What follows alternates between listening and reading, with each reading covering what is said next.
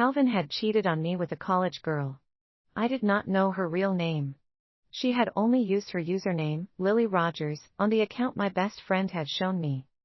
In the picture, she looked as soft and innocent as her name, Lily, a symbol of purity and freshness. She sat with her eyes closed, making a wish in front of her birthday cake. I saw Calvin kissing her forehead, looking so gentle, and I felt sick inside. The picture was taken at a restaurant near a college town just 2 days ago. That was the day of our 7th wedding anniversary. I had planned a fancy dinner at a Michelin-starred restaurant but ended up alone on the hotel rooftop all night, finishing a super expensive bottle of wine by myself. I did not even touch the fancy appetizer. I waited a long time, and finally, Calvin called to say he had to meet with an important client. It was weird. In 7 years, Calvin had never missed our anniversary. No matter how busy he was, he would always find a way to be with me. I once teased him, "Won't spending time with me affect your work?" He looked at me lovingly and said, "You're more important than work." He broke a promise for the first time in 7 years. I finally knew why. It was not that work mattered less than me, but something, or someone, else had mattered more. A few days later, I found out the girl's real name, Ella Rogers. She was the new intern at Calvin's company. The word was that Ella did not even have the right qualifications for the job. Calvin's company was large, and interns had to go through multiple selection rounds. Ella's performance in the group interview was far behind that of her competitors from the same batch. She should have been eliminated early on based on the rule of only 1 spot per group. However, Calvin showed up, took 1 look, and bent the rules, 2 spots per group, not 1. He nudged HR to make sure Ella got in. It turned out that Ella's work was just as underwhelming as her interview. Right off the bat, I overheard coworkers griping about her. Ella can't even get printing and scanning right, sends out the wrong stuff to clients without asking, and now we've got a mess on our hands, Ryan from marketing grumbled. I told her a zillion times to let me check the important stuff, but she never listens. Totally, Winston said. She's got a bad attitude, never pays attention, and when she screws up, she's nowhere to be found. What was HR thinking? Ryan looked stressed. What can you do? Interns aren't on the hook for much. I'll drag her along to apologize to the client, and then HR can show her the door. Shh, keep it down, someone cut in. She's Mr. Lawson's pick. HR can't touch her. Forget the apology, it's on us to fix this. Whenever you're looking for her, she's off with Mr. Lawson. Why does she get to have special perks when we're all part of the same team? Winston grumbled, unable to hide his frustration. Mr. Lawson is married, right? I bet she's the other woman. Just then, I walked into the marketing department's office. The chatting coworkers went silent when they saw me, but Winston still spilled the beans about Ella not pulling her weight at work. I remained composed and said, if she messed up, she must face the music. I headed upstairs to Calvin's office, and Ella was right next to him, just like everyone said. Ella handed Calvin some pastries she had made, blushing. Mr. Lawson, you've worked so hard all day. I made these myself. Calvin patted her hair gently and smiled. I had no idea you were so good with your hands. You must have put in a lot of effort. That's really sweet of you. I'm just worried they don't taste good. It's my first try. You're probably used to the amazing food Mrs. Lawson always makes. I hope you won't think mine are too bad, Ella said nervously. I was the spoiled daughter of the Campbell family, never having to lift a finger for chores, let alone cook. Calvin's family was well off, but marrying me was like climbing a tree to reach the stars. Calvin looked surprised at her words and said, Josephine can't cook. She's all about work and doesn't know the first thing about running a home. She can't hold a candle to you. Ella did not seem thrilled by the compliment. Instead, she frowned and said with a hint of sadness, I can't compare to Mrs. Lawson. I grew up in a family that didn't have much, so I had to learn to do everything myself. Calvin's heart melted when he saw her sad eyes. Being rich isn't always great, he said gently.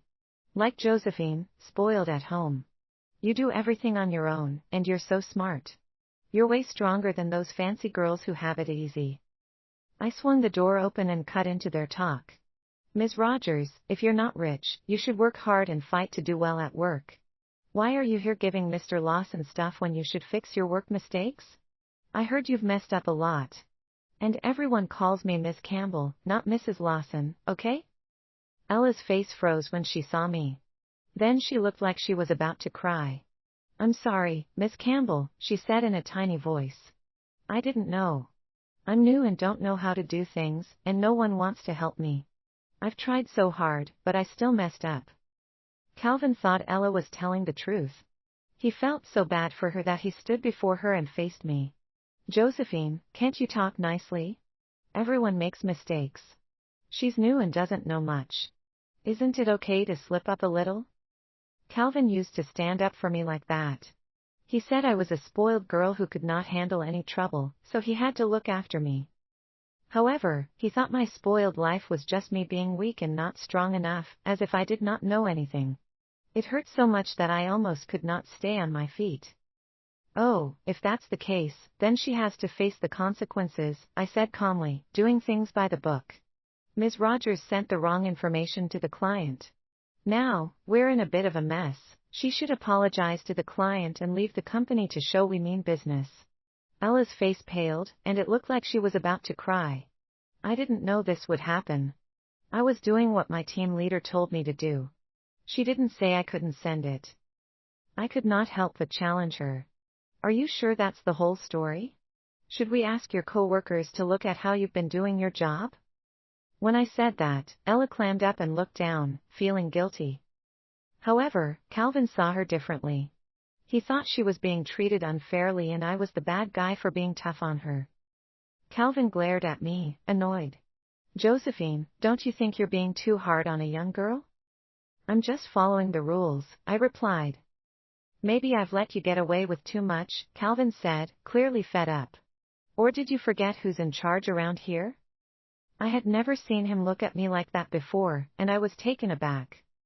He reminded me that when we got married, Calvin got a lot of help from my family, and I became a top boss at his company. His business had grown a lot over the years, and I had a lot of power to run things, but in the end, he was the boss. Feeling let down, I turned to leave.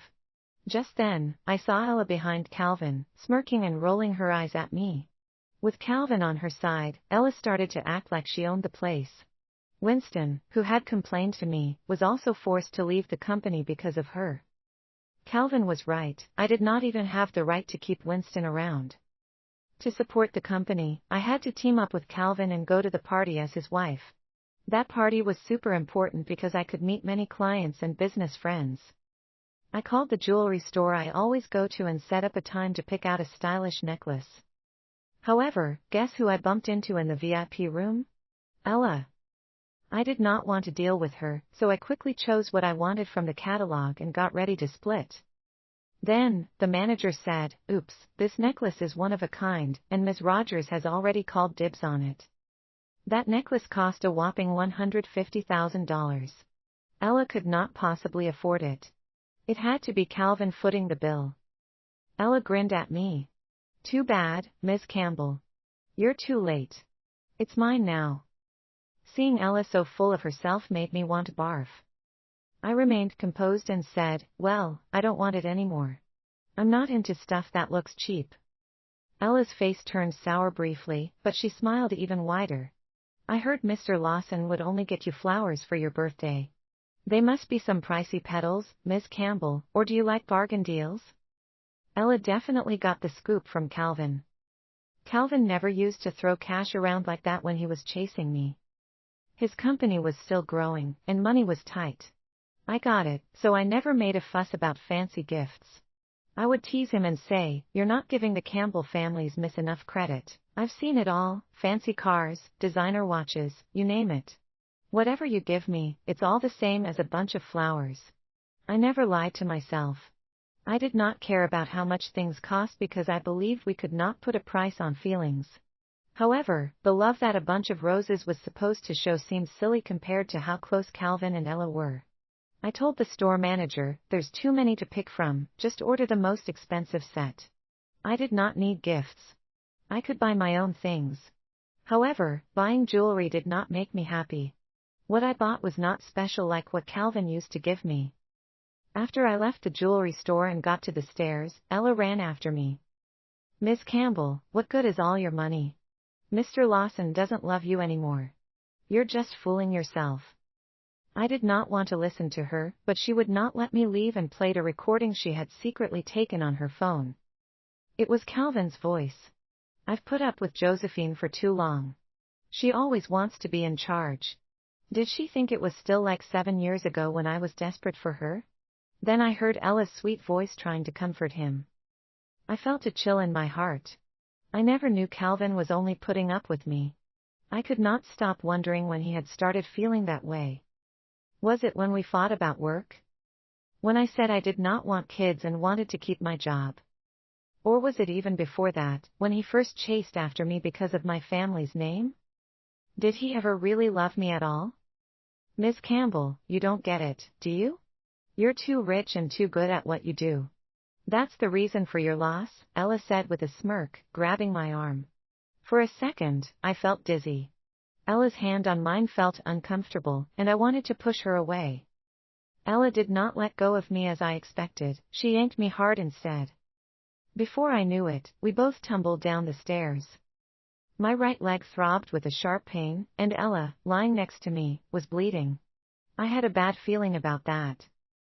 Soon, we were rushed to the hospital. I had a broken right leg, and Ella lost her baby. I spent days in the hospital bed, and Calvin never visited me once. However, he was there for Ella. She was pregnant with his baby, after all. Me. I was just a woman he had been putting up with for far too long. I did not even want to see them, but Ella, pretending to care, came to my room with Calvin. I watched them calmly as Calvin held Ella's hand and asked, "How's Ms. Rogers doing?" Calvin looked at me, disappointed. "The baby's gone. Wasn't that what you wanted? How could you even ask? You think I did this on purpose?" I could not believe what I was hearing. "Stop pretending, Josephine. Do you really think I don't know how controlling and overbearing you are?" Calvin sneered. 7 years of marriage, and you still refuse to have kids. Fine, it's not like you're the only woman with a uterus. Now, it seems like you want to end my family line. Ella, pretending to be friendly, spoke up for me. I fell on my own and hurt Miss Campbell too. Calvin comforted her, then turned to me as if offering a truce. Ella's worried about you even though she's hurt. Stop going after her. I swallowed the pain in my heart and managed a small smile. Calvin, you don't have to worry about what I'll do to her. Let's get a divorce. A smile of relief spread across Ella's face. Calvin frowned at me. You seem to forget you need me for everything now, Josephine. Are you really brave enough to leave? He did not think I would go through with a divorce. Think it over. Don't just do it because you're mad, he said, then he was gone. With a smug smile, Ella stayed behind, pretending to care about me. So, you've thought it through. No more Mrs. Lawson or Miss Campbell. Should I just call you Josephine? She asked. You might want to think about it too. If there's a new Mrs. Lawson, there'll be another one after her, I said, giving her a piercing stare. Ella whispered, the baby was never going to make it. Its heartbeat was gone. Mr. Lawson didn't know. That explained her strange behavior, she would not risk so much if the baby were fine.